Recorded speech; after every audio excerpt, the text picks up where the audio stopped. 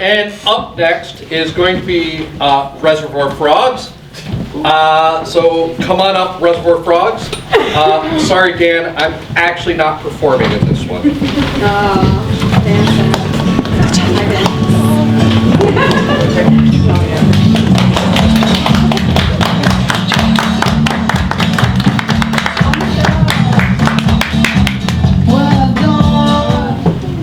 Hello, and welcome to Reservoir Frogs. Tonight, you have the opportunity and privilege of seeing these three characters tell their tale of high ambition and low morals. These three fascinating and amazing characters are going to be inspired by the following: llamas, road trip buddies, and a taco restaurant.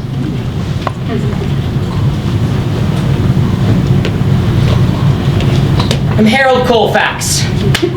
I have been dreaming of coming up with the perfect way to propose to my girlfriend. It's never going to be something I can ever do again, and it's got to be perfect. It's going to be perfect. Hi, I'm Ole Ingebrigtsen. I own Taco Fuego in Fergus Falls, Minnesota. We get a lot of business in Fergus Falls in the summer. But this time of year, things are a little slower. But it's the time of love. And we're adding on to the Taco Fuego with the Taco Fuego Wedding Chapel. Hi, my name is Jennifer Mache, and I am the world's leading paper mache pinata maker. I own a very successful Etsy store where I make bespoke pinatas. Any people ask for the craziest things, and I'm happy to provide them pinatas. It's wedding season. I'm prepared to be very busy. Harold Colfax, I'm gonna come up with the perfect proposal. Ole Ingebrigtsen, Taco Fuego in Fergus Falls. Jennifer Mache, you need it, I mache it.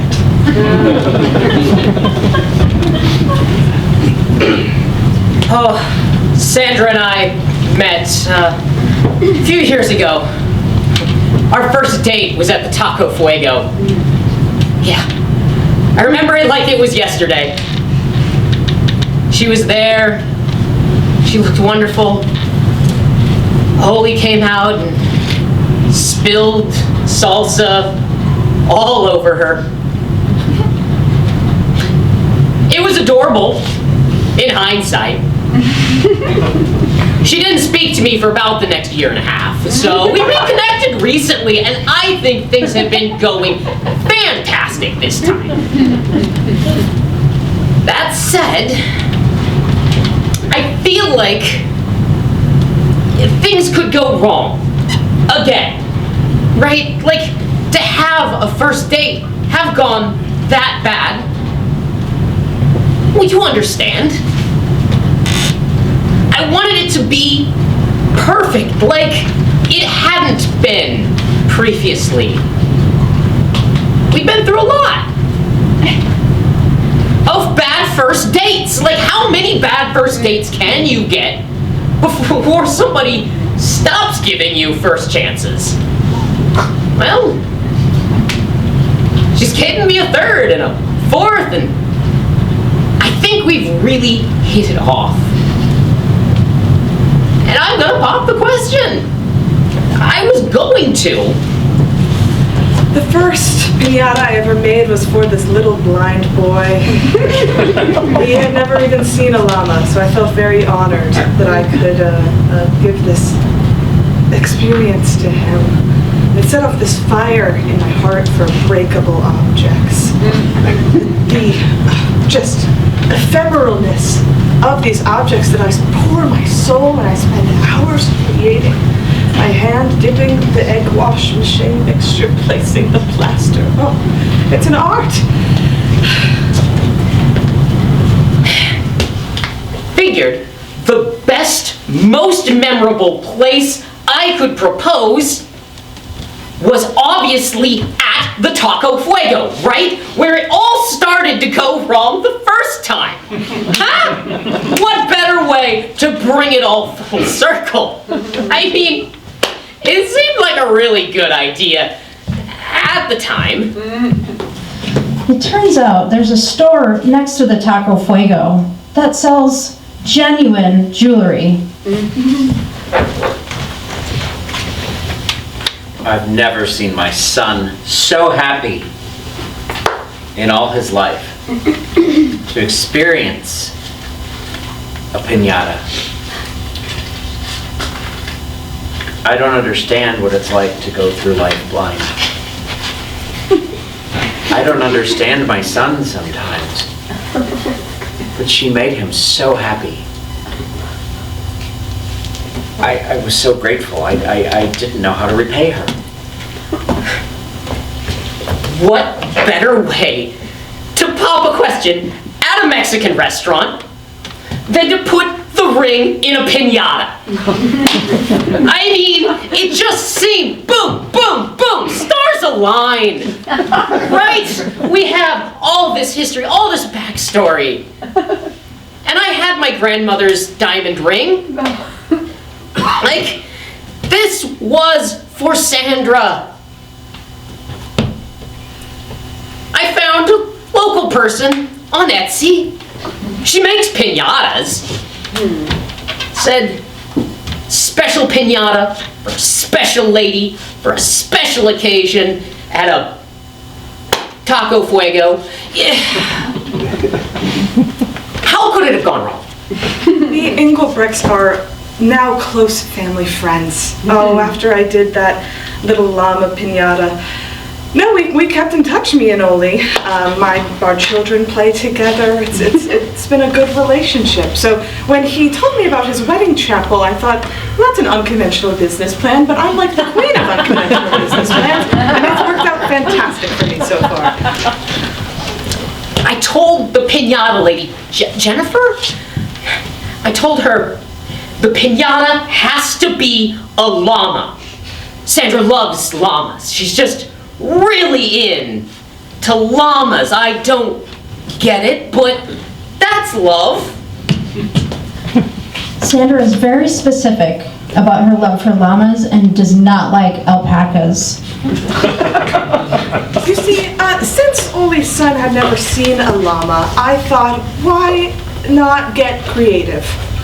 A couple extra legs and extra ears, and just really have some fun with it. People are always asking for like circles or Dora the Explorer, so I don't really get a lot of chances to actually express myself. So my Uber llama is really my magnum opus, and I was so happy to bring it to life and do it again. And I was very specific in that order. No, there was no ambiguity about it. It was a llama. Llama, llama, llama, llama, ding dong. Like, no alpaca. There was no way there could have been any confusion about what I had ordered and what was supposed to go in the llama piñata. I delivered it by hand to her at her shop the day before. I handed her the box. Well, no, I didn't write what was in the box. I mean, it was a ring box. Who just gives a ring box to a piñata store and needs to label that it's a ring? I thought it was self-explanatory. My husband proposed to me with a twine crown. We were at Burning Man, had nothing to our names, and he found this ball of twine and he put it on my head and said, "Baby, that's a crown." I love that man, and to me that is what love is. But this young, naive man, I think his name was Harold, like a king.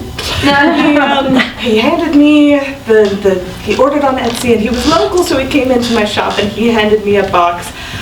I don't really usually handle the fillings of the piñata. People are so particular with what they want in it.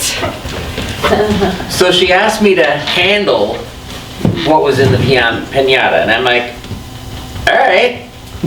We got some refried beans that the expiration date was last week. We can put those in there. And some taco meat that, well, it didn't smell right. And we'll figure something out. We'll crunch up some tortilla chips or something. That'll work. That'll be great in a piñata. Mr. Ingebretson was having some money troubles, and he saw the ring that was supposed to go in the llama, and he thought to himself, maybe he'll take it and switch it with a genuine ring from next door. Of course I made the reservation at Taco Fuego. You think I'd leave something like that to chance? Well, how was I supposed to know that there would be a child's birthday party there as well? It's not like they tell you who else has a reservation. I wish they would have. I really wish they would have. It wasn't double booked. There was plenty of room for both. I mean, you get the two of them in the corner with their piñata, and the twins, Sissy and Missy, their party, and the rest is the wedding chapel. Because, sometimes it's just not a wedding. I could have just asked to have the ring dropped in a glass of champagne, but no. Nope. Had to rely on the worst restaurant owner I've ever known, because I thought it was cute. I thought it was weird I was invited to the wedding too, but they just let me kind of stick around after I set it up. I did help. I don't usually, but always an old friend, so I helped him set the piñata up in the chapel, and it felt very heavy, but I don't usually, I'm not paid to ask that many questions. Oh, we're ready now. We're ready. The piñata is hung up, and they're going to be here any minute. And Missy and Sissy, their party's winding down. It'll be fine. It'll be just fine. Well, yeah, she was a little confused when we were brought in and our dinner reservation was in the wedding chapel. I had told Ingebretson, I'd said, this is a surprise. I played it off like, I guess that children's birthday party out there has, the romantic alcove under the starlight. Or I figured we should be, but hey, it's a wedding chapel, right? It should have been fine. Oh no, she wasn't suspicious. She was just, Sandra was mostly just worried about getting salsa dumped on her again. That's not gonna happen again twice. Harold and Sandra have been to couples counseling many times because she has PTSD from the taco getting thrown at her. Of course I provided a bat. What kind of pinata maker doesn't provide the bat? So once I hung up the pinata, I almost went to leave, and then I went, shoot, I need to give this young man the bat. So I ran back into the wedding chapel, and I went by yeesh, because he's a herald king of the youth. And I gave him the bat, and I met, on my very way, the young woman looked very confused, and I tried to placate her. Oh, this is standard procedure for these kinds of things. It was all unraveling in front of me, the big surprise. The piñata hadn't come out yet. Dinner hadn't come out yet. The 2-for-1 margaritas were only for one yet. And here comes Jennifer with a bat in the chapel, in a Mexican restaurant. I told her, surprise? I noticed they were out of salsa. So I grabbed a bowl. They had plenty of chips. And I quick brought it to them in the wedding, and I tripped on a chair. I'm sorry.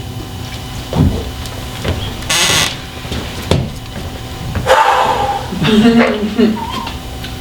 lot of couples counseling down the tube that night.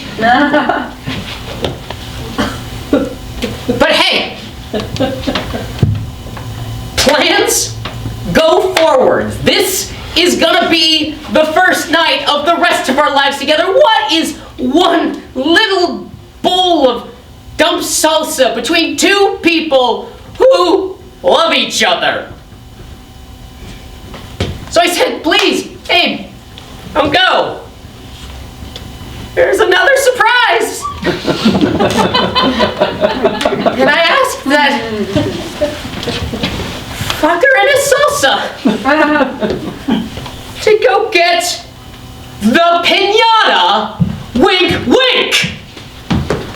Another thing to note about Sandra is she's a vegetarian. So after I gave Harold the bat, I went and I strung up the piñata. Oh, what a joyous part of my job. And then I watched the whole thing go down, only spilling the salsa. The woman, it was like she was a nom. Just nothing behind the eyes. And I felt so bad for her. I've been through similar traumatic experiences.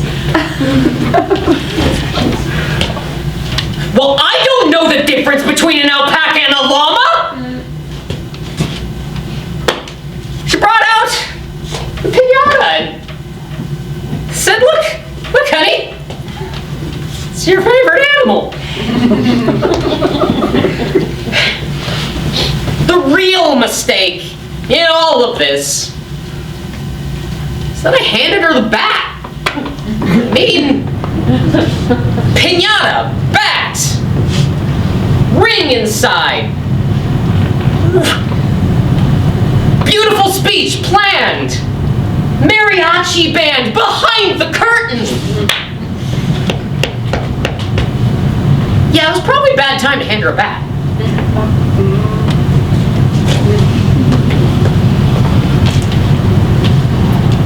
It was brutal.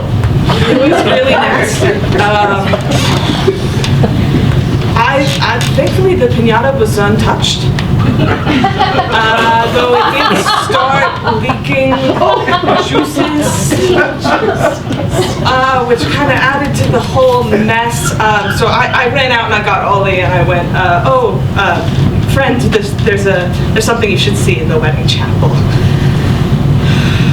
And then I called my husband, who is a police officer. I said, honey, come on. There might be an incident at the Mexican restaurant. And he went, was it that children's birthday party? And I went, no, worse. There's been a couple's argument, and it was the man's fault. Well, yeah, it was my fault. I didn't specify enough times. Llama, alpaca. I didn't think about the fact she's vegetarian, and Taco Fuego, I'm pretty sure no one in that place knows the difference between. But with God as my witness, I believe that there would be a ring inside that piñata. Not 7 layers of fucking nacho! No, it wasn't my fault. You stick a heirloom ring in a piñata, and the debt that I have, do you know how much it costs to build that damn wedding chapel?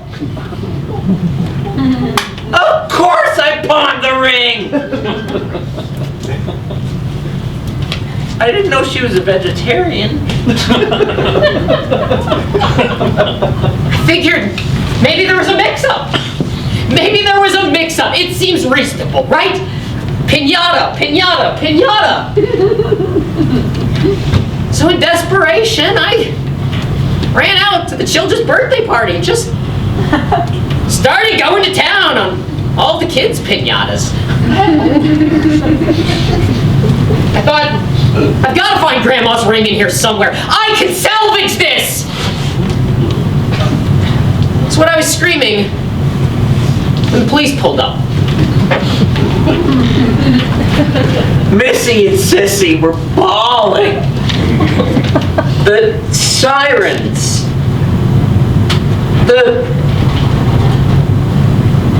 The animals at the petting zoo for the birthday party were screaming. The fire alarm at the jewelry store went off because somebody smashed the window. The noise. The noise. The noise. Epilogue.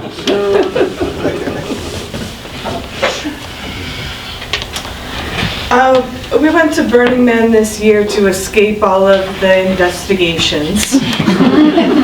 I can't believe they have the audacity to think that any of this was my fault. I was providing a service. I was providing an artistic depiction of a llama with a couple extra limbs and accessories, and it said in my contract I am not responsible for filling the piñatas. So I maintain I have a clear conscience, though I have temporarily stopped my Etsy business, and I am planning on starting a tantric yoga studio in Burbank. Well, you have the record. I was arrested that night for disturbing the peace and starting a riot, and frightening children, but I figured I could still salvage this. But what's the most romantic thing I can do that is left as an option to me? So I placed my one phone call to the one person I wanted to speak to most in that world. And I asked Sandra, will you marry me? She hung up. And they only give you one phone call.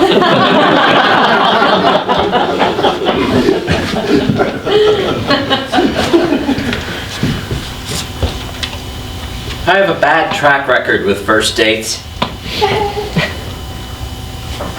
It was my first date with Missy and Sissy's mom.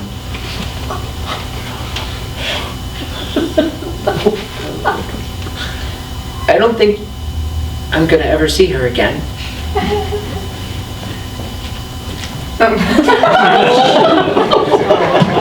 Thank you so much. This has been the tale of the Herald Colfax failed proposal. Thank you so much for watching Reservoir Frogs.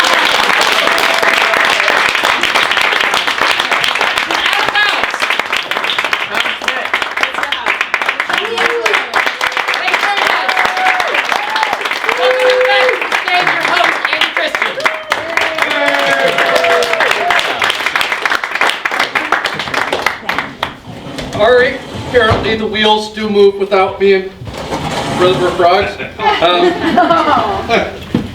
Oh, well, anyway, thank you very much for coming to the show. Let's give another hand to Reservoir Frogs.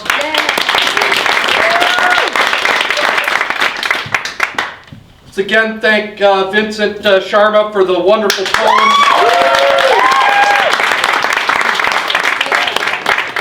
Diana Christian up in the tech booth. Once again, Yarn and Mint Lips. And, yeah, sure, why don't you all give yourselves a round of applause again? It's really freaking cold out there.